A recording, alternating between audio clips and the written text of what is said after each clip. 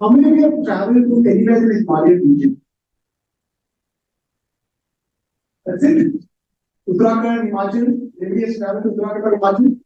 Yes. What has been your experience? Really beautiful. Right. Peaceful. So, generally, when we think of the Himalayan region, that's the image we have. We have like even some lush green forests, like snow-capped peaks, clean water, clean air. That's what the romantic image that we have every time we travel to these places. And that's what actually tourists see.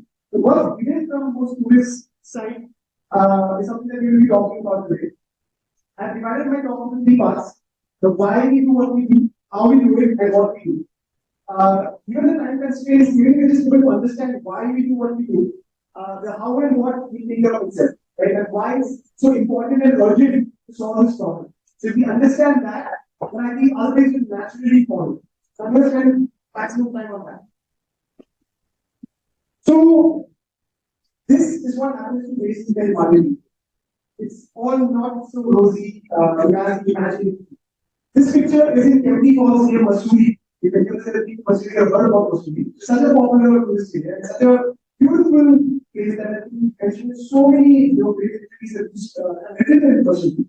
But this is what happens, and this is a designated spot for dumping waste tourism. This is not like cleaning it down. It gets collected from the tourist area and gets dumped. That's what the contractor has been authorized to do. Unfortunately. This is being dumped in universities next to the Corbett Idle Reserve and skip NBC Corbett. Yes? Yeah. So this is in Ramnagar where waste is just dumped into the water.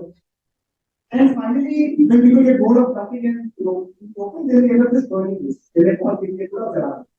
And this is in the Govind Private Sanctuary, which is a snow leopard conservation area in Uttar Pradesh. Anybody has any Harki trek? Kedarnath trek? Heard about it? Yeah. Great. I can see some people nodding. So, a lot of the waste from the trek is actually brought back and sent to a website in Corona, which is where the waste chemicals are being stored. Now, other than dumping and burning waste in tourist areas, what also happens in the Himalayan region, which is predominantly a rural population. It's forest area, which is maximum forest cover, both Uttarakhand and Himachal, and maximum rural cover. Now, in rural areas, which are non-touristic, right? There is no waste collection. So nobody comes to their doorstep to collect it. Forget segregation at source, forget reliability of operations. Exists in it. कोई आता ही नहीं है घर में collect करने के लिए. In the majority of the Himalayan region, which is majority, what do all of them do? It's like micro dumping and micro burning. At every household, you have different spots where they dump waste or they burn. So unfortunately, this beautiful landscape, this is what we reduce this beautiful landscape to. Now, the Himalayan region is very important to the world. It's called the third pole. After the North Pole and South Pole, the glaciers here are combined and called the third pole of the world. This region is warming much faster than the global average. When the world is expected to reach 1.5 degrees, the Himalayan region is expected to exceed 2 degrees in global warming.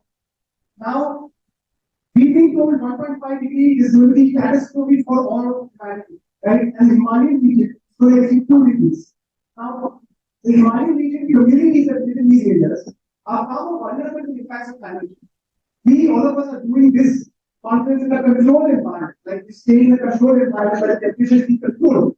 But the communities out there that live in the mountains, they are extremely vulnerable, extremely dependent. Not just vulnerable, they're dependent. Their lifestyles are completely dependent on the environment, right?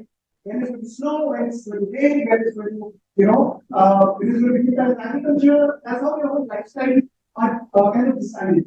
But now, because of climate change, there's been a lot of change in the weather patterns, and they are actually struggling, and they don't have distribution of them. So many of them are migrating. In fact, has so many ghost towns. Since the entire village has migrated. You have roads, you have everything, you have streets, but it's completely desolated. Right? Can you imagine that? No villages there. So this is the scale of the problem that we're solving. Now, in waste is dumped in mountains, it's like in forest areas. Now, whose homes are forests? Right?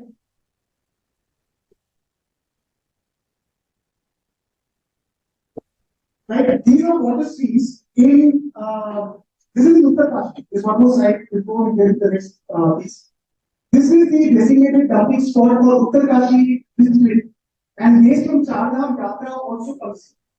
Right? And you can see how beautifully it has been designed so that monsoons can come and do magic. Right? That's what these systems are designed for. So that every Ganga town, every Ganga city has a dump site right next to it, like this on its banks. Totally waiting for monsoons. Right? And this is the pure Ganga that we all pray to and we all enjoy so much. Yes. Now, the forest is home to them. Right? It's not our home, the forest. And we're dumping our waste in their home, and they have to bear the brunt of our actions and our inactions. That's a beautiful picture of a tiger drinking maza, enjoying our drink. Unfortunately, birds end up eating a lot of plastic and dying because of that. And this is a picture from one of our own project sites where a cow actually has ingested so much plastic and had to die and ended up dying, unfortunately. It's unfair. These are the star species that we're talking about. But imagine all the micro species, the macro species that are out there in the forest, is their home. And we are just indiscriminately dumping our waste there, either directly or indirectly. So if you bring a tourist to Uttarakhand or Himachal, your waste could be leading to some of this. You could have put it in the dustbin, right? You are not litter, but it's not enough. Just stopping littering would have been a conversation maybe 3 decades ago, 2 decades ago. Today we can't just talk about, oh, I just put my trash in the dustbin, so I have to solve it. Right? We have to know that what's happening to that waste. All these dump sites are very, very well built. If you're a tourist that's gone to Dharamshala, you will not see the dump site of Dharamshala ever. It is so well built. But that's our daily day of job. So we end up seeing that and impacts that. Very interesting story of Dharamshala dump site. There's a village right below the dump site. Right? And obviously monsoons come and do magic for their farmlands and their entire households are filled with trash. So the boys of that village are not getting married. The village name is today, and the boys of that village are not getting married because nobody wants to send their daughters there. Okay. So imagine the kind of problem that we have creating in this next conference. Right. So now that we've kind of reaching a point to understand the scale of the problem. We all here, we understand there is a problem, we understand its impact on human health. Over the last, decades, there have been so many studies that talk about us ingesting almost 5 grams of plastics a week. Right? A credit card worth of plastic a week is something that we are ingesting. That's the fact we heard only 5 or 7 years ago. But what's happening with that now? And where are we headed with that? And what is our research telling us and why it's so scary? And one other unexpected fact that I got now be surprised is Uttarakhand and Himachal are 2 of the top 3 states in biogas statistics. Now, these are either that you expect clean air, clean water, healthy lifestyle. That I'm not going to check it out online. I'll send you the report. Yeah? But the fact that and it doesn't have direct correlation with waste also. That study does not direct correlation with waste. But it's just a question that comes to mind that an area which is expected to be such clean air, water, good lifestyle, good quality of food, but and an area that does not have access to so much healthcare, there are such issues. And we all know microplastics are in every gram of salt and water that we consume in today's world. Unfortunately, microplastics have been found in human blood, human poop, human brain, human everything that you can think of. Everywhere where scientists can do. Mother's breast milk, something as sacrosanct as that, and pure as that has been found with microplastics.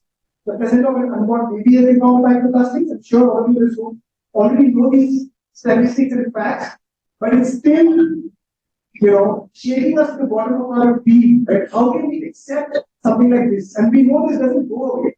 And plastics don't go away anywhere. And plastics are not just carry bags, carry plastics. I'm sure most of you in this room are aware that everything we consume today, cosmetics, textiles, paints, every type of paint in the world is made of plastic. Right? So it's not just carry bag that we see, let's stop carry bag, let's stop straws and the problem is solved. The scale of the problem is far bigger than I can imagine. And we need solutions at all scales, at all levels. Waste volumes works on solving this problem at the Himalayan region. Solving the downstream waste management problem. Right? We are solving post-consumer waste management. There are a lot of things that need to happen pre-consumer. In terms of how materials are designed, in terms of how products are designed, in terms of how service delivery happens, in terms of how policies are designed, in terms of how infrastructure is designed. A lot of innovations are required there. And you have to come up with it. Right? Those solutions at every point. Waste volumes have taken up the battle in the Himalayan region post-consumer, which is also important, very, very important. But all these other problems upstream are also equally important, which need attention. Now, I have a background in material science from IPLA. 5 years of studying how to make better materials with more, strength, less weight, smaller size, whatever work we wanted to do. That's what we were taught to make. But not a single lecture in 5 years was the seeds going to think about end of life of that material. जब आप material design कर रहे हो, जब उसका intended end of life आ जाएगा, उसके साथ क्या करना? इसके बारे में सोचने को भी नहीं मजबूर किया, वो सीड भी नहीं सोचता। अगर उसको वो सीड सो करते, कोई तो सोचता उसके बारे में, राइट? सोलर पैनल को कभी design completely differently. Maybe who knows? So this is a problem all of us need to get. This is not a problem leave to a handful of warriors who देखो solve करो, मेरा तो कुछ step आता हो गया है. Because there are a lot of social issues, environmental issues that all of us cannot be directly contributing. Like child trafficking is a very important social issue, poverty is a very important issue. But we don't directly contribute to it. Indirectly we might. But against this problem, each and every one of us in this room and in this world, no matter how rich, how poor, where we live, are all contributing to it. Which means we all have a responsibility to care what happens to this area. Right? You don't have to become full-time warriors, but part-time warriors is something we need each and everyone to become in today's day and age. Okay, coming back to the Himalayan region, because I can see that a little bit. Yeah. So, I'm going to skip the quiz. Let's see if understand where it is. Okay, let's understand the Himalayan ecosystem. I will explain it in this. The consumption patterns have changed significantly in the mountains. What used to be made of bamboo, terracotta, local fibers are now all replaced with plastic. Earlier they did not need connection because everything that they were generating was biomaterial. But now the consumption patterns have changed, but no infrastructure, no systems, everything is based on this connection. Second, tourism has boomed over the last decade like you can't imagine. More than 400 million tourists have come to Uttarakhand and Himachal, sometimes exceeding the local population by many times. These areas, there's very hard to establish convergence between different government departments. There's sometimes forest departments, some rural departments, Swachh Mission has to play, rural development department, Panchayati Raj. Then you have some other pockets of government departments across state, district, block, government, administrative and political. It's an entire cocktail of stakeholders that will talk to each other, and it becomes far more complex to solve this problem in Himalayan region. The weather conditions and the terrain makes it a bit more harder. The houses do not have good access, climb up multiple steps, reach one house, climb down, climb up other house. So basic selection is really hard and expensive in the mountains. There's rains, winters, snowfall, everything is very extreme. And there's still a very strong sense of social stigma that's associated with working in waste. Now, social stigma is, of course, there everywhere, but especially in rural populations, it's much more. 2nd August 2023, this is the Earth Overview Day. Some of you may be aware of it. This is when we go in debt every year. Right? This year we went in debt 2nd August. You can look this up, I don't have to slide that. So I'm going to jump straight to how this work started and what we do and how we do it. How many of you have seen a dump site outside your street, outside your school, outside your where you live? Raise your hands. Has anybody seen a dump site? Yes? And what do you feel when you saw it? You're like, लगता है अंदर, सरकार की नहीं कुछ अरे वो contractor छोड़ है, अरे करप्शन होता है, but you feel helpless. मैं कुछ नहीं कर सकता. I can't do anything about this problem that's life. And he is all the problem. But we had a mad person that came to India in 2008, Jodi Agarwal, came from UK as a tourist, and she saw waste in the queue in the trekking route, site, and she decided to do do something about it. He just said, I can't accept this. He started organizing cleanup drives every week, just gathering volunteers, cleaning up. In 2012, she set up wastewater officially. For 8 years, from 2012 till COVID, every week, she and the team would climb up for about 3 to 4 hours afternoon, cleaning up the entire trash that is on their backs, scale camp the right there, bring the waste back, all the shoulders to them, right? And till COVID, that one person deciding to take, power, just to be empowered that is sure, that don't not being helpless when you see a problem. And not thinking it is a small action. Sit down, but what she started there and she persisted. Today, I have been wastewater being an organization with about 200 people strong, full-time employees of wastewater, 200 people working in 2 states, in Uttarakhand and Himachal. So our vision is to develop inclusive, participatory, and sustainable solutions for waste management in market.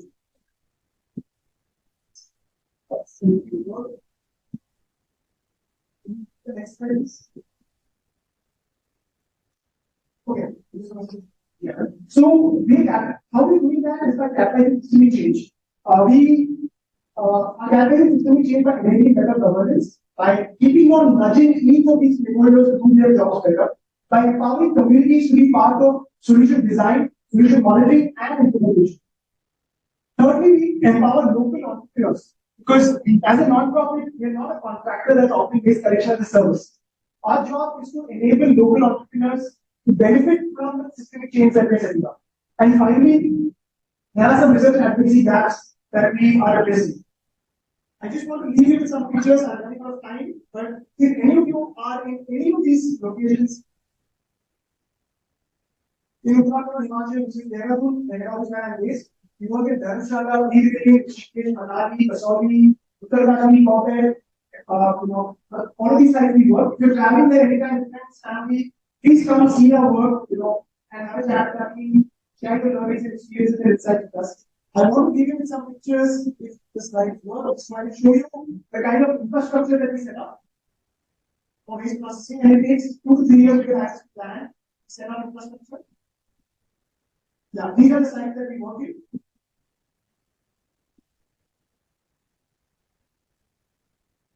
Yeah, this is the first material recovery facility for the state of Uttarakhand that set up in 2019. Today we have 5 such centers, all there on government land, campus funded by government, and partnered by us. Here are all of graduates, companies, educated, process, administrative, or maintenance into the township deciding partners. They have a 1 ton per day intensive composting machine because the weather conditions are so cold, and it rains a lot. It's really hard to compost waste locally. So we have a 1 ton per day intensive composting machine. Then it takes about 10 to 12 days inside the vessel and about 10 to 12 days of burning after that to generate compost. We do a lot of workshops with the community at the dump site. Like at these different dump sites, which typically don't see.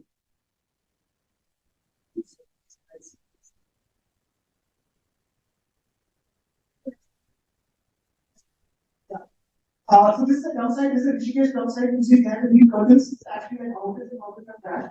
So we bring the community here to workshops for their year on the segregation. And in 1 year, we were able to improve source segregation from 0 to 75% in 5 walls of Rishikesh. Yes, sir.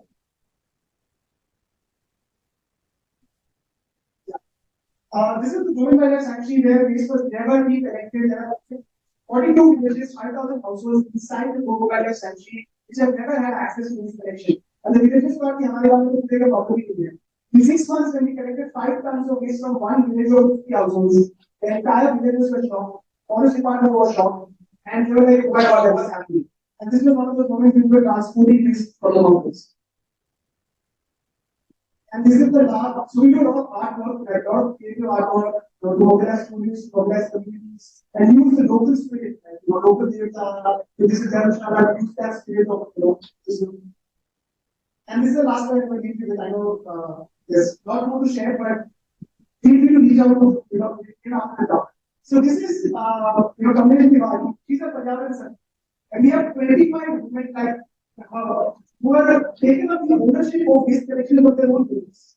Right? So they These tents, these offer waste collection services in very ground channels, the outskirts of corporate land reserve.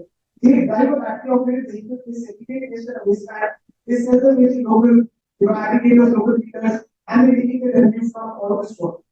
And the best part is they have fun with the work. They love their work, and that's what is most important for me. No matter what you do, love what you do. Like they're segregating waste on a daily basis, but they still absolutely enjoy it. And I'm not just saying it, like I've personally seen it, experienced it, witnessed it, that how these women, because given them a sense of agency, given them a sense of identity, people did not know who they were, now they know that, right? And that makes a lot of difference for all of these women. And with that, some recycled products, that's our engagement team. We want to award you guys earlier this year on the leading global prize, one of the top institutions to leading global warming by the Global Warming Education Project. Will you join us in this war against waste by becoming a warrior? Thank you.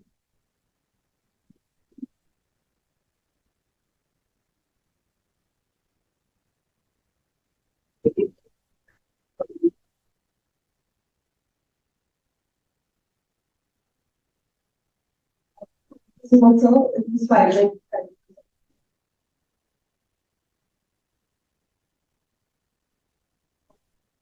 We have now Dr. Shilpi Kulshrestha. She's from the IPLA at this university. She's also our co-chair for this paper presentation right now. Starting with the paper presentation, we have followed the monkey, a pilot project on sea-level waste segregation and management in Bharat. Lata Ghanchamani, Deena Kechikar, Vilangari, T1, Mumbai.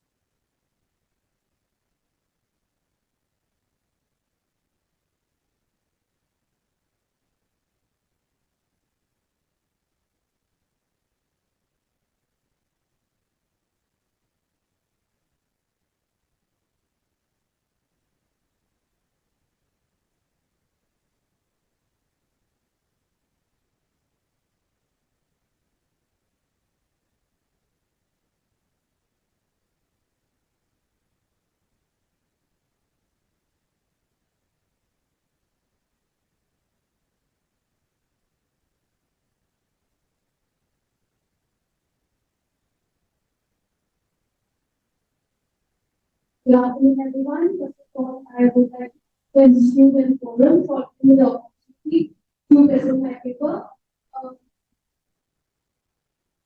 I'm Pooja Mugwani. Right now, I'm working with NGO Arms and Foundation as a project lead. My topic for today's presentation is Follow the Monkey, Sea-Level Waste Education and Waste Management in Thana City, a case study. So, according to CPC report, India generates 1.6 lakhs of metric tons of waste per day. Let us see the urban and the rural contribution. Rural India,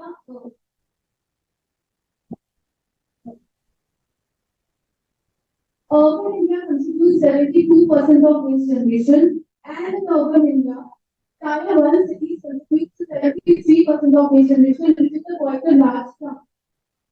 Let us see what happens to this waste.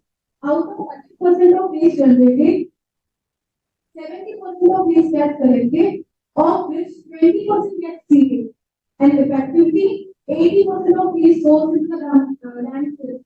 Why this is happening? Because of poor segregation, which leads to mixed waste generation. We strongly believe that source segregation is key to reduce sending the waste into the landfill. According to MSCP rules 2016, the waste is segregated into three types. First, wet waste, dry waste, domestic hazardous, and sanitary waste. By doing so, we'll improve the waste processing. We can send the wet waste for decentralized composting and biogas units. For dry waste, we can send it for material recovery, thereby reducing the waste from going into the landfill. So our pilot project is in Thana City, and Thana is in is located in suburb of Mumbai with a population of 25 lakhs. The city produces approximately 1,000 tons of municipal solid waste per day, out of which wet waste is 600 plus tons, dry waste is 300 plus tons, and the rest is hazardous and sanitary waste.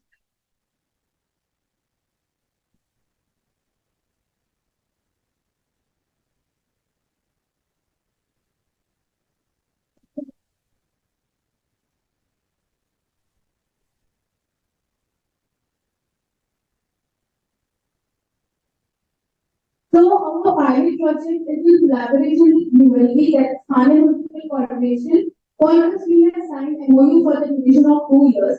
So Thane has designated vehicle for door-to-door collection of waste, which we call as Mundagadi. The concept of the project is to identify one Mundagadi route to implement three-level waste segregation, so that we can get maximum amount of waste for processing and then it goes to the land. We have got a pilot project. We have identified one Gandavati route at Oakland area, which brings 54 housing societies and comprises of 5,000 plus houses. So for the success of the project, we have named this as Follow the Monkey because under the same name, we are running a three-level waste segregation program at Thane School. The name is inspired by Gandhi's three monkeys. In this case, they tell us to segregate waste into wet, dry, and domestic hazardous and sanitary waste. Let us see the pre-project waste status of the waste generated. Before the launch of the project, waste generated was 2.5 tons wet waste, 2.5 tons dry waste, and since there was no three-level waste segregation, there was no documentation for domestic hazardous and sanitary waste. Waste was collected into two Gandavati, one for wet and one for dry. The vehicles made 2 trips per day. The collected waste was used to send to the city Talab, which is a mini landfill located in the city. From there, in huge compactors, the waste was sent to the Tiger, which is a larger landfill located in the outskirts of the city. So, our main goal of the project is to see that how to segregate waste into 3 levels. First, that the collecting staff, that is the housekeeping staff, the collecting vehicle staff, that is the sanitation workers, and then the end destination where the ULB takes the waste should keep the discipline of maintaining the waste in segregated and send it for processing. By doing so, we will be able to divert 5 tons of waste from going to the tank. So when we talk about three-level waste segregation, then we get into the content of each type of waste. So first, wet waste, anything which is biodegradable should go into the wet waste. Second, dry waste. So glass, paper, metal, everything goes into the dry waste. Compressed and e-waste, things like that goes into the dry waste. Domestic hazardous and sanitary waste. Anything which is contaminated with human fluids, for example, sanitary pads, diapers, and then needles, syringes, medicines should go into this type of.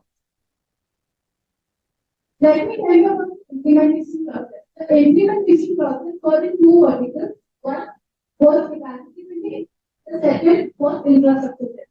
Capacity building was done for housekeeping staff and sanitation workers, and infrastructure set was done for electricity transportation and processing for each type of. Now let us understand what capacity. So we identified the origin of capacity building, office bearers, households, housekeeping staff, sanitation workers. The capacity building was done by the workshops that were door to the stations by our trainers, by giving them the IT materials through WhatsApp. We also did health check for the sanitation workers and housekeeping staff, and we provide kits like apron and yellow bags to them for collection of sanitary waste into that. So these are some of the pictures of workshops and health plans. Now let me talk about infrastructure sector. First for collection and transportation. So there were already 2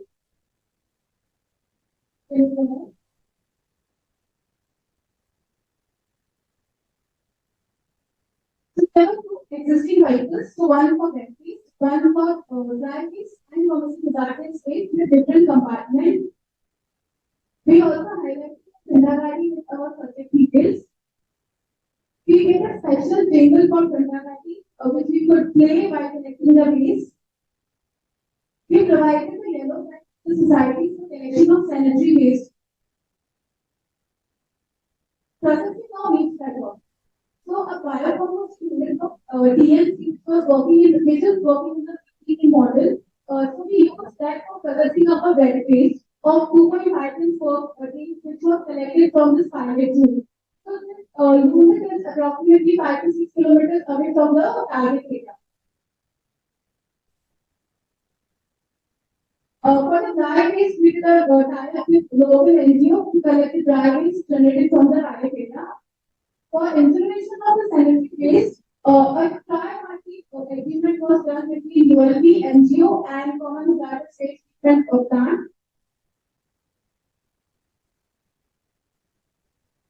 So when we talk about the project timeline, we discussed the first 2 months for signing about the MOU, from formulating the IT materials, capacity building and infrastructure setup. After that, we did the roadblock. 52 societies, 42 housing societies used to pre-level based education. Even the ULP, that is Thane Municipal Corporation, wasn't able to convince these societies. So at the end, we went ahead with the 12 societies with 1,600 plus households. And after that, we did face audit and we did interactions with the housekeeping staff. So we are doing monthly audit for wet waste, dry waste, domestic hazardous and sanitary waste now. This is the result. So if I have to summarize, in the last 7 months, 1,500 households societies on average are generating roughly around 1 ton, dry waste 808 kgs and sanitary waste around 75 kgs. So these are the project impacts. So pre-project, the 5 tons of waste was going to the landfill. But post-project, wet waste that is 2.5 tons per day going for composting. Pre-project dry waste was also 2.5 tons, but now it is getting segregated into dry waste and sanitary waste. Dry waste is contaminated because of non-participating societies, but the participating societies are segregating into 3 levels, so we are getting the sanitary waste going for incineration. So to achieve 100%, these are the gaps we need to fulfill. There is a failure in convincing these societies to segregate, and there was also lack of enforcement by the teams. So by far, these are our achievements. So all the societies are doing at least 2-level waste segregation, of which 12 societies are doing 3-level waste. Because all the societies are doing 2-level segregation, we are able to send 2.5 tons of wet waste per day for composting. Till now, we have diverted 240 tons of wet waste from going into the landfill, and we could able to generate 80 tons of compost. Also, for the first time ever, the ULP has signed a tripartite agreement with Common Hazardous Waste Treatment Plant, and we are doing this project. We are regarding health and safety. The many of the housekeeping staff and healthcare workers are getting on the 3 different types of waste which are there. So further interventions we want to sustain the project are the ELP should take the intention to participating society like any type of incentive and mandatory enforcement by teams. If you want to know more, you can share the QR code. These are my references. So that was all from me. Thank you so much.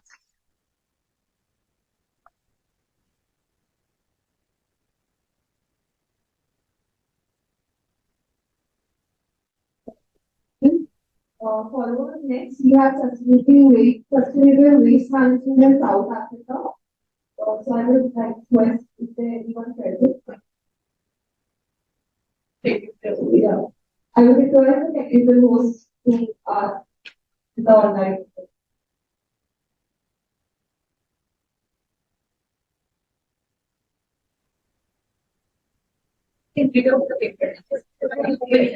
I would like to read out all the paper presenters' name and their topics. Please come forward if you are present over here. Community engagement and sustainable waste management in Mysore.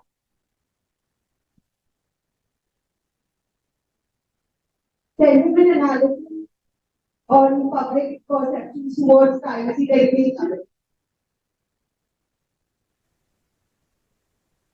Good afternoon, respected dignitaries and all the speakers. Myself, Kavya Siddeshwar, Can you be a bit loud?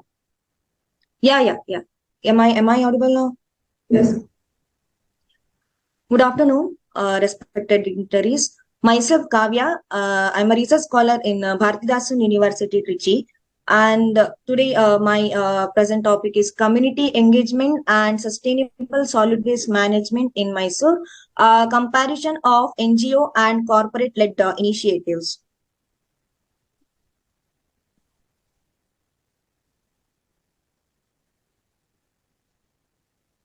So, present situation of solid waste management at Mysore is Mysore, as everyone know, is a city of palaces, also known as Green City.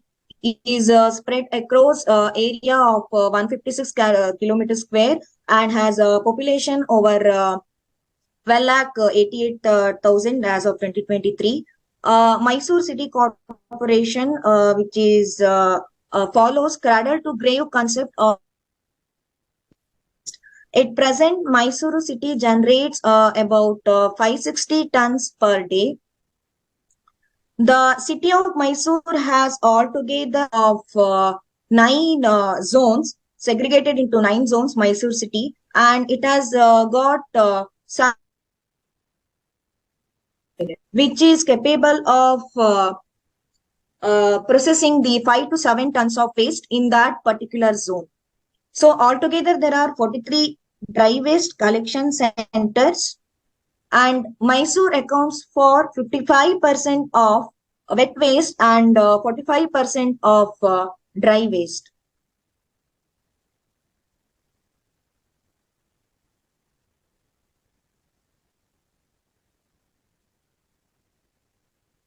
So I have personally interviewed 371 respondents from Zone 2, Zone 5. Zone 2 is maintained by the ITC Corporate Limited, and Zone 5 prominently by the NGO, which is mainly concentrated for the wet waste. So among them were the 49% of males and female were 51%. And when respondents were asked for the segregation of waste, so most of them were agreed that they were segregating the solid waste into dry and wet waste. So when asked about the problem about the in their locality about the disposal of waste, most of them were happy with the municipal city corporation service among their wards and the particular zones.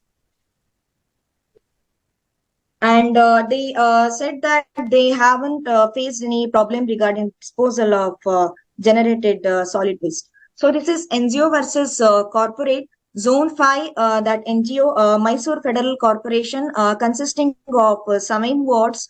So households are 29,751. So every day they are getting almost of 50 to 60 tons from their zone 5, zone 5. And they have the zero waste management plant set up at across 1.5 acre. So they are segregating the.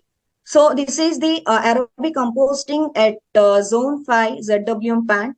Cement bins of the size 12 feet into 12 feet and 6 feet width, constructed using alternate bricks so that air can pass. And everyday cow dung slurry is poured on the wet waste so that foul smell will not be coming. So this is the dry waste segregation in zone 5 for about 20 to 26 categories. They are segregating the dry waste. This is dry waste management at zone 2 by ITC. And here their mainly concentration was the dry waste, and dry waste is taken and resale value they have put up for coconut per kg 3 rupees, and tin is highest, that is 23 rupees per kg, and tetra packs 10 rupees per kg. As they have maintained some rates, and they will take those and resell them to the scrap dealers products. So this is the wet waste collection quantity in kgs handled by NGO, almost 3 ton 3000 kg. That is, here we can see ward number 20, that is Vijayanagara, having the most quantity in wet waste. And here in dry waste collection, ITC is doing this 20 to 18 to 20 segregation as beer bottles, metal iron, old newspaper, Tetra Pak. This segregation they are doing and reselling it. The NGO-led waste management strategy coordinated by the Federation of Mysore City Wards Parliament in collaboration with Mysore City Corporation emphasizes the importance of community-driven factors, whereas in contrary, the ITC group's corporate strategy highlights the dominance of private enterprises in waste management. So ITC joined the hands with Mysore City Corporation in 2018 to manage the dry waste, whereas Federation of Mysore City is handling the wet waste of Mysore since 15 years. Thank you all. This is the difference like NGO and corporate management, how they're managing. This can be spread across the other zones in Mysore also. Thank you all.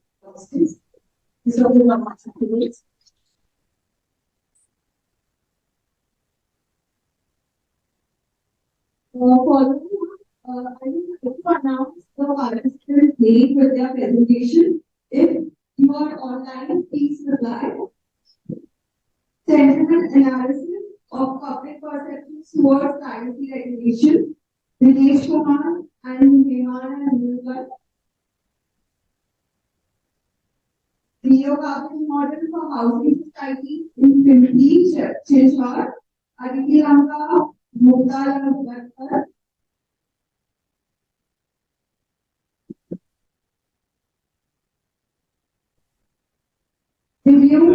Review of recognized innovation, the electrode position of metallic matrix composite coating.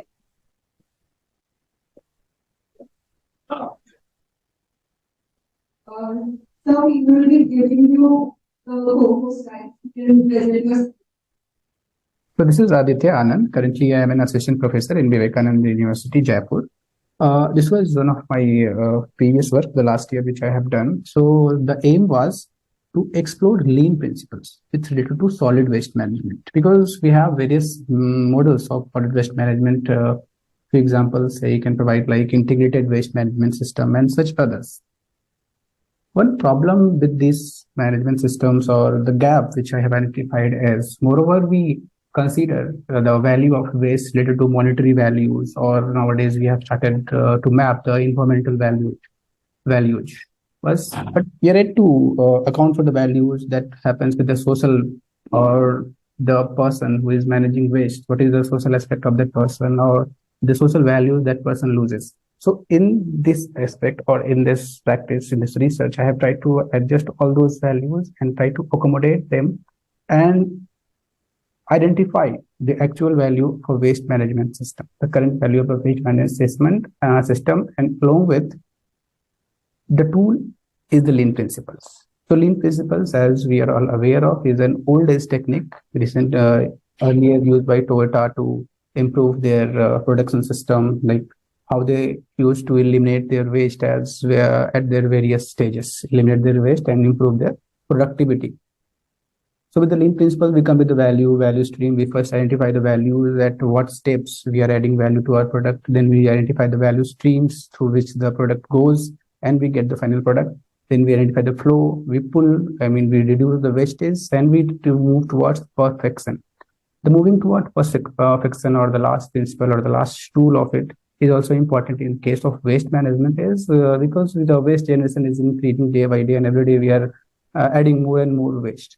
The tool which moves towards perfection, or this point of it, will help us to improve our capacity, or to build improve our capacity with the same, or with the existing infrastructure. So with the existing infrastructure, if we have to increase our capacity, if we will move towards perfection, we will eliminate all such points which is consuming monetary, which is consuming money or consuming resources, but not generating any value. That will give us the opportunity to manage it well. So this is the basic way how we have done it, or how we have tried to identify it.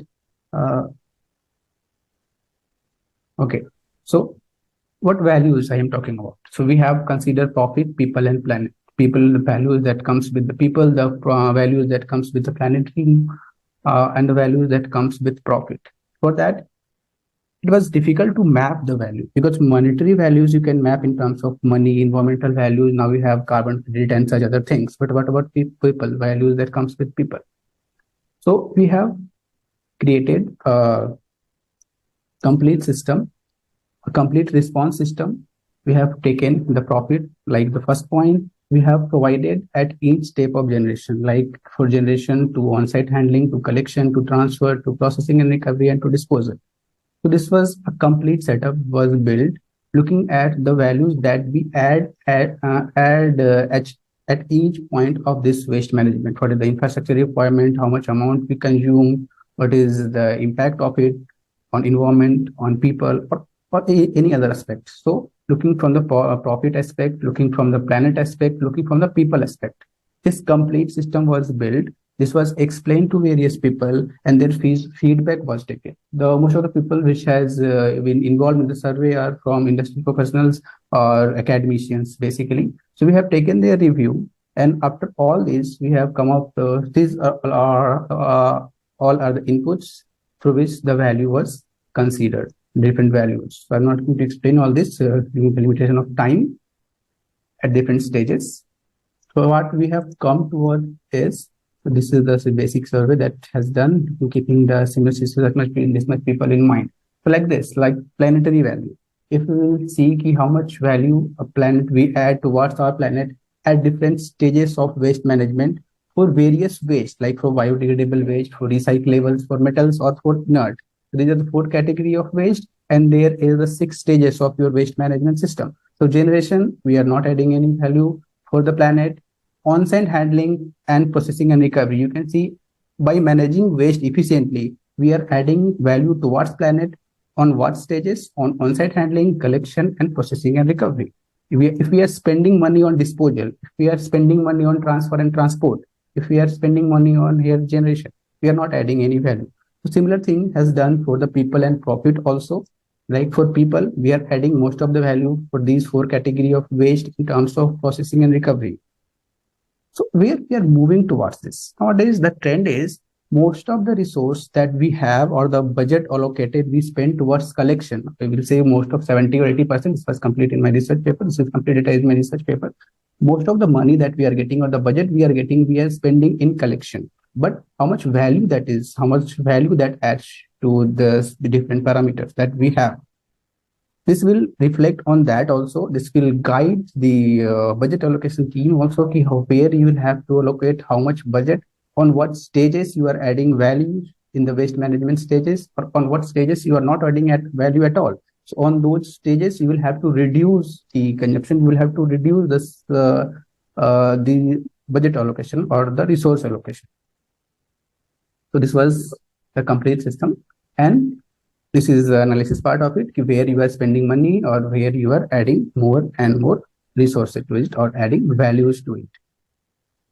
After this, after doing all this, this is the expenditure distribution and this is the value addition that we have. You can see the collection part have most of the expenses, and this expenses data and table is taken from Patna Municipal Corporation. I have worked there for a month or two and have discussed these all with them also. The data is taken from there. So you can see collection, we are spending almost everything, and the value that we are adding on collection is very little with respect to the other stages of waste management system. So this segregation is important.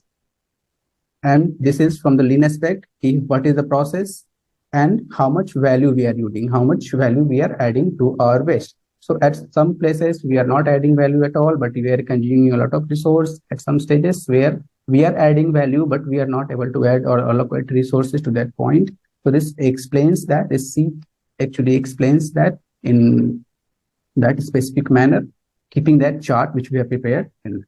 So processing and transfer and transport, disposal and generation, not at all value added, but have spent enough for this. Which is the complete comparison of expenditure, your value added, and this thing. Okay, apart from this, we have tried to take, we actually had the data from Patna Municipal Corporation. We had tried if we spend on processing and recovery instead of collection, or if we spend on other factors that actually adds value, how much monetary value we can generate, because this is the language that we all use to understand how much monetary value we are going to get if we spend on the matters that are important to us or that adds value to this. So a single corporation, a single from Patna Municipal Corporation area only, we can generate this much revenue if we are not dumping or we are not wasting our money in dumping, but instead of this, we are getting it treated, we are getting it managed properly. This was it. And the final suggestions of 4 different nodes, like from household or from garbage vulnerable points, from collection points or secondary collection points, and disposal points. Some of the recommendations of that. So in the given time, I would have explained all this. Thank you for providing me the opportunity. Yeah. Now we have eight review of recognized and global innovation, the electrodeposition of metallic matrix composite coatings by including particles in a metallic form for solid waste management. The participating names are Rajashi Chakravarti, Tanvir Islam, Sandeep Ghosh, Jiswati Panek, Sayan Mukherjee, Amrita Karma, Arka Bhattacharya from World.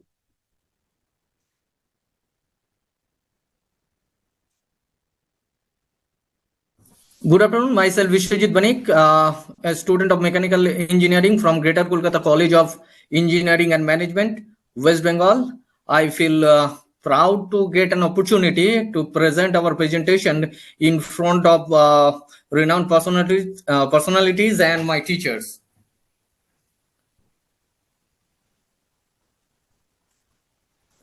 And a special thanks to,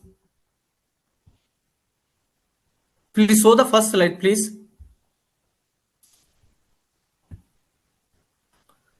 Special thanks to 13th International Conference on Sustainable Waste Management and Circular Economy and IPLA Global Forum 2023.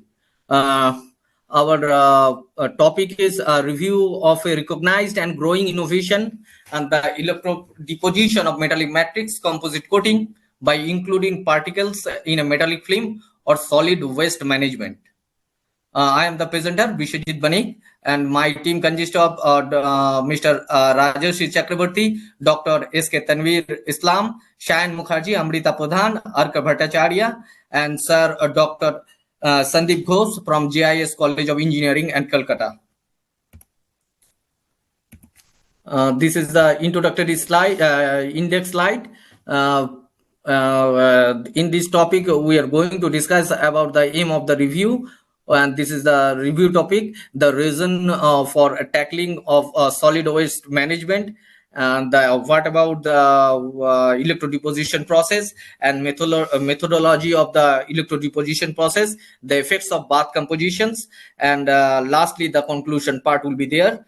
Our aim of the review and the abstract is the improve the resistance to corrosion, durability against the wear, and it is also easier to create robust and a long-lasting system for handling waste. And we will aim for coating support, ethical resource management practices, and facilitating the effective destructions and recognition of important metals from waste streams. And it will be also solution for the sustainable and environmental acceptability will be there. In this, the next slide will discuss about the reason for tackling of the solid waste management. There will be from our different reviews, we can find out from our different references the term MX coating. There will be a different type of MX coating. Actually, we found the one of type is copper graphite coating, which is used for automobile wearing. Mainly, it is discovered in 1929 in USA. And there will be another type of coating, which is nickel silicon carbide, the composite protection for the interior cylinder edges, which is actually used in Wankel diesel engines, especially by Audi and also Volkswagen. The different types of coatings are available. The state of the art for metal matrices. Actually we are focusing on enhancing the handling of trash, recycling, and safeguarding the environment. This is the main part of our review, the electrodeposition process. Actually, this pictorial view, from this pictorial view can actually explain how electrolysis process or electrodeposition process is going to happen.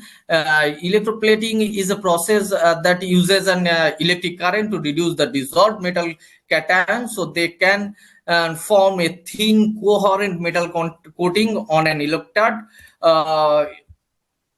It is also act as the positive electrode should be the metal that you want to coat the object with. The negative electrode will be the object that should receive the deposit of the electroplating metal.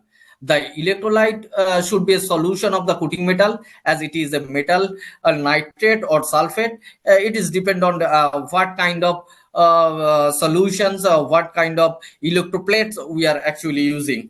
In the pictures you can find there will be a solution of sulfate solution. The impurities of the anode may be precipitated, or there will be anode part of the copper and the cathode part of manganese. In the next slide, there will be a methodology sections where we can found different process by which the electroplating happens actually occur. There will be other Tafel equations, Langmuir absorption of nanoparticles. The durability of plastic electroplating is influenced the multiple variables. The solutions will be of different types. The Watt silver solutions, electrolyte structure, voltage density, hydraulic electrochemical devices are the factors that helps in electroplating, and the different type of coating can be used. Nickel phosphate titanium oxide, nickel phosphate diamond, nickel phosphate kaolin we can be used for this review. There is the in these slides the effect of the bath compositions. We can easily found from these pictures actually the coating process how helps for the waste management. Actually we are actually focusing on how to reduce the waste and how the increase the durability of the particular or object. In the pictures from the left hand side you can see the uncoated metallic substrate. We can improve its surface engineering. Initially it is there will be a different properties, the poor mechanical properties, tribological properties, and electrochemical properties. But after coating with after coating it will improve the different properties. That means the mechanical properties, tribological properties, and electrochemical properties. By improving the mechanical properties, the hardness will be increases, and the tribological properties, wear resistance will be improved, and by improving the electrochemical properties, the corrosion resistance will be far better. For hardness, as we can find that it will increase the grain refinement, particle strengthening, and dispersion strengthening. For wear resistant improvement, it is find the presence of hard particle, higher surface hardness. For electrochemical properties improvement, it is found uniform distribution of particles and inert stature or of ceramic particles.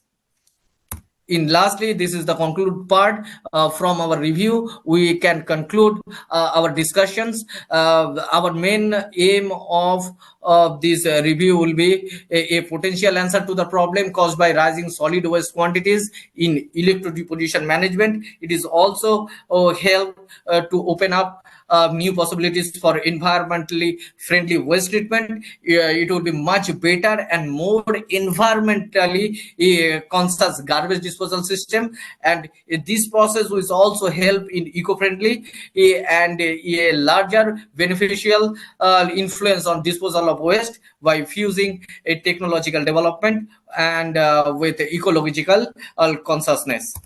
This is the reference part where we can actually get our knowledge, and also our reviews is made by these references. This is all about our presentations. Thanks a lot.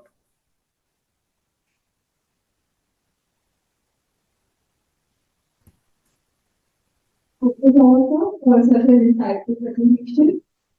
I would like to announce again for the online presenter, if any of you are present with the following topics: F3, generation, composition, and some physicochemical characteristic of municipal solid waste. A52, sustainable waste management, South Africa. A57, community engagement.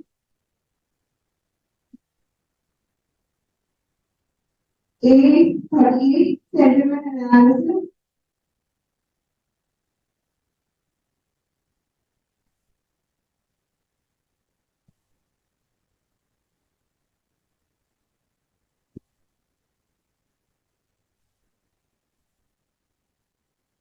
So I would like to open the session for any questions and answers. Anybody may have any questions for any of the presenters?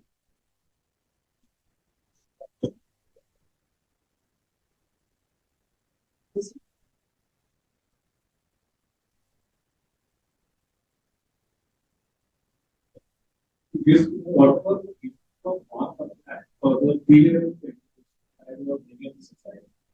What was your observation of that?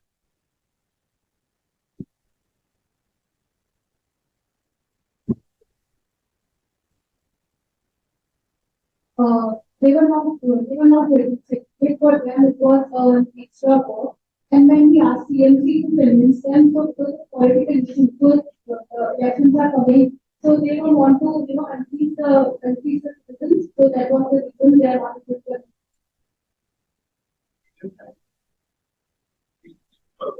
Yeah, but actually, this is for ASFP only, so they are not able to understand that. But we will try and work on that. We'll try with all these parts of things to try to start doing. Yeah, they are.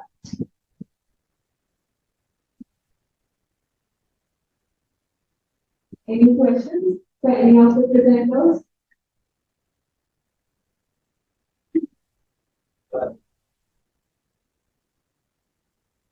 Thanks a lot. I've got a question to the A86 was online done. So if the ability of the principles and waste management for partner operation. Can you hear me? Sir, is it for A86? Yeah, I am here, but I cannot hear you properly. There is disturbance. Okay, so let's get started with kind of a question. So we were talking about the application in Patna. So how could we transfer your results to other locations? That's a question. Or is it just focused? Taking a look into the future, how would you be able, or is it just exclusively applicable for Patna? That's my question. So extremely sorry, I didn't hear the question properly. I didn't listen to the question properly. If you can repeat, ma'am. So I have a question. That the conditions which you have mentioned, is it just specific to Patna, or can be transferred to other locations as well? No, it's not kids limited to Patna. The system can be used everywhere. It is the thinking. Can you be a bit louder? Sorry. It's like when we use different systems, depending upon the demography, depending upon the various other things, all the system cannot be used at every places. Because like I talked about integrated waste management system, it cannot, you can use the same technique at each of the locations, especially in the countries like India. But talking about lean thinking or lean principles, we are reviewing the process, we are reviewing the stages, we are reviewing the people. So this is the only thing that makes it that creates the difference. Lean thinking can be applied everywhere because you will have to review the process of that place. You will have to review the people of that place. So this thing can be applied at any place, sir.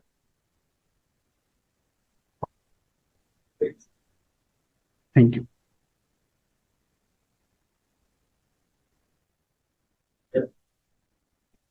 Got another question to 836. The last example online review of recognized growing innovation. So you can maybe use that.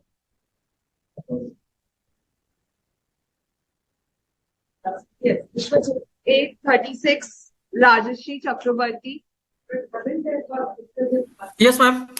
Yes. Okay, you can hear it. Fine. So I think on one of the last slides, you were mentioning eco-friendly future. How could you be able to measure it? Whether it's just not a statement, but how could you be able to measure it using KPIs or something like that to underline this statement? That's my question.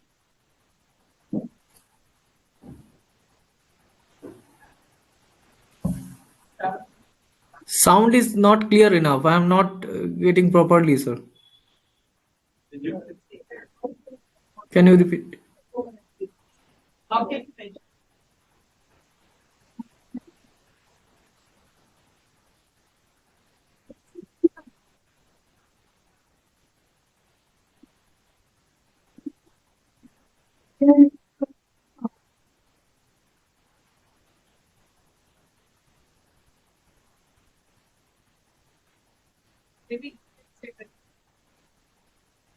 Mr. Biswajit, can you hear me? Yes, ma'am. I can hear you, but from far distance, it is not audible to me. So we will type the question. You can answer it accordingly. Yes, ma'am. Thanks a lot.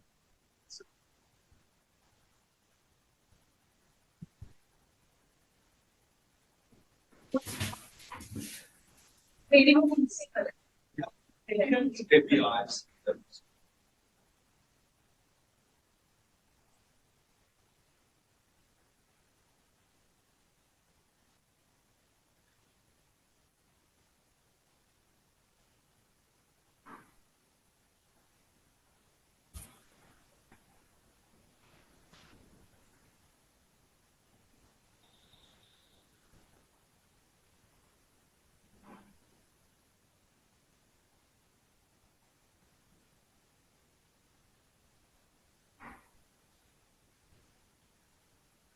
Oh, we have to say the question in the chat.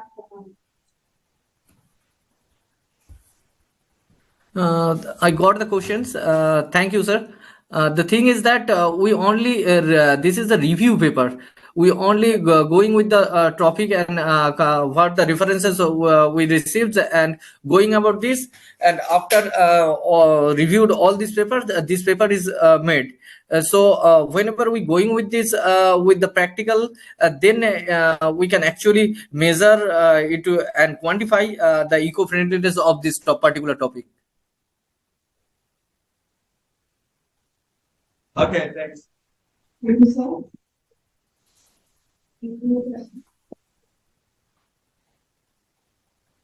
So we would like to conclude the session from the first part of the session. I would like some of the words from our chair and coaches.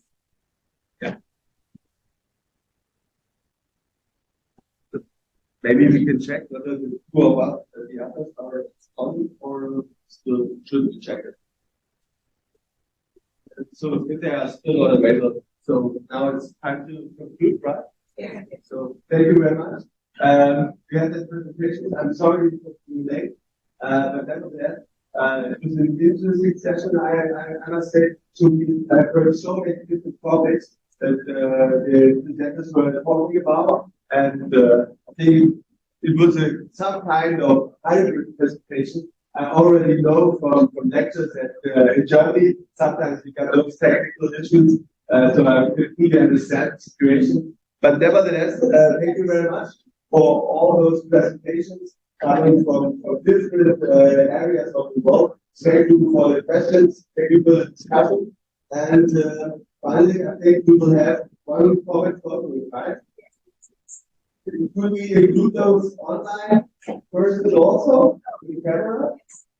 I think we should try. You know, okay.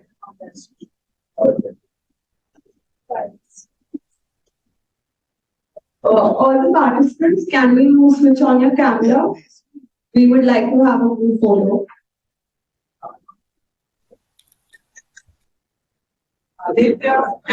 Yes. Yes. Mr. Visvidi, Mr. Aditya, and Ms. Kavya.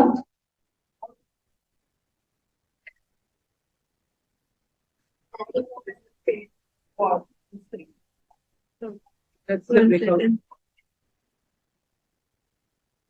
Yes, ma'am. Well, just 1 second, ma'am.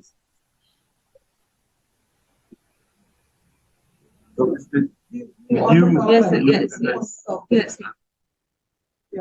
Yeah, very good. Thanks a lot. Okay. So nice to see you. And a warm welcome from Mumbai. Okay. So should we stand in front of here or what to see them easier? Okay.